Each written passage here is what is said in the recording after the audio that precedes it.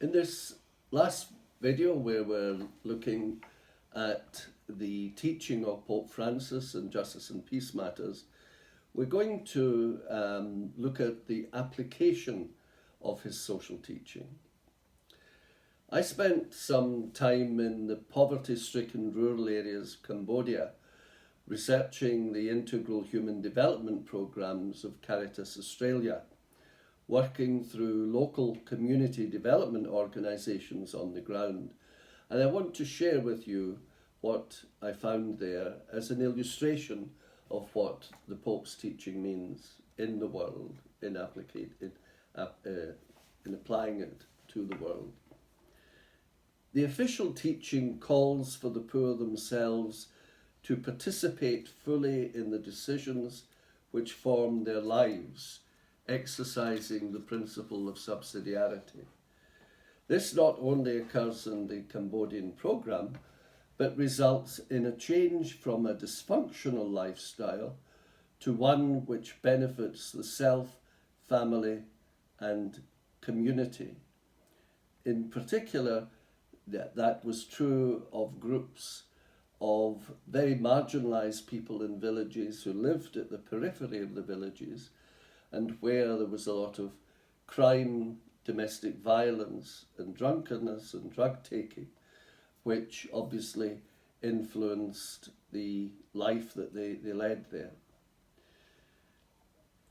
This teaching is for life to blossom materially, but also to make sure that lives are transformed by the increase in self-confidence and a renewed respect from their more prosperous peers in the micro-society in which they live. As relationships change for the better, the common good is established by an increased empathy for those who were previously shunned, such as the disabled, and those living with HIV, and those living in that dysfunctional society I talked about. They are brought into society as decision makers and bearers of hope for a more fulfilled life, an action which is also a demonstration of lived solidarity.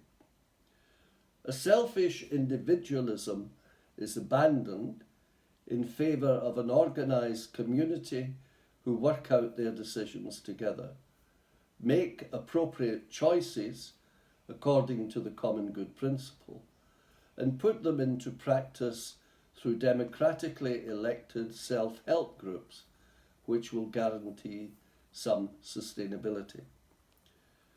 The development which unfolded was integral in the sense of covering all aspects of life, putting the human person at the centre of the development process, and resulting not in, as Pope Benedict described it, charitable sentimentality, but real transformation, which had a ripple effect from the individual to the family and then the community, and caused the local government to welcome people who'd been previously shunned to services such as schools and clinics, which were free, but which they were too ashamed of the poverty to actually send their children to school and attend these clinics. Responsibility began to be shared, and even cultural norms such as patriarchy were breached as women were elected to senior positions in the self-help groups. This resonates with the spirit of the words of Pope Francis in Amoris Laetitia, the joy of love, that history, quote, history is burdened by the excesses of patriarchal cultures that considered women inferior. This is one of the few occasions, I have to say, where a Pope has expressed a sin of patriarchy quite so clearly. As for those with the power, its sharing was guaranteed by the partnership model pursued by Caritas Australia, where the staff of their Cambodian office had been entirely drawn from the local population, were all Buddhist, and were given decision-making powers. The Caritas project officer from Sydney became a facilitator rather than a boss. Members of staff from the capital, Phnom Penh, trained the community-based organisation, that is, the organisation on the ground dealing with the people who were marginalised, in, as they called it, the CST approach. Never mentioning what the C was, of course, in case the Buddhists were worried that we were doing proselytization, which of course we weren't. And many of the community-based organisation staff members, all of them local and Buddhist, experienced a transformation from this approach, which they often describe as compassion, using a word familiar to them from Buddhism. But they actually brought that compassion into the work before it was seen as something that was personal to yourself rather than a societal concept.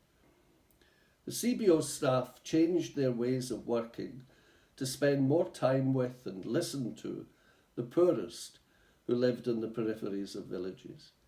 They put into practice the preferential option for the poor, and they began to build up a relationship of trust and understanding, which led to good, ecologically sound developmental outcomes for the participants in the programs, which they designed together.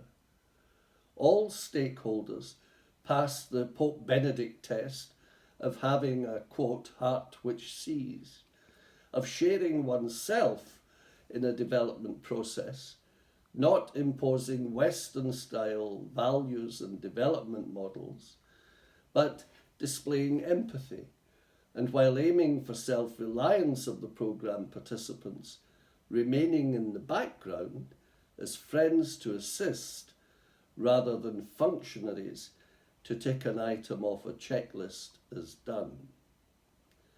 It was heartfelt concern that was shared, and not a proselytizing faith. At all stages, the dignity of the poorest was not only maintained, but enhanced. This was proven by their journey from being ashamed of their poverty, which led to them feeling like passive objects, to being subjects of their own future and confident in their new lifestyle, their new place in their society, and the new feeling of self-esteem that swept over them and gave them hope. Hope. What a Franciscan word. After his trip to Hungary and Slovakia, Pope Francis said that our life must be, quote, a pilgrimage of hope.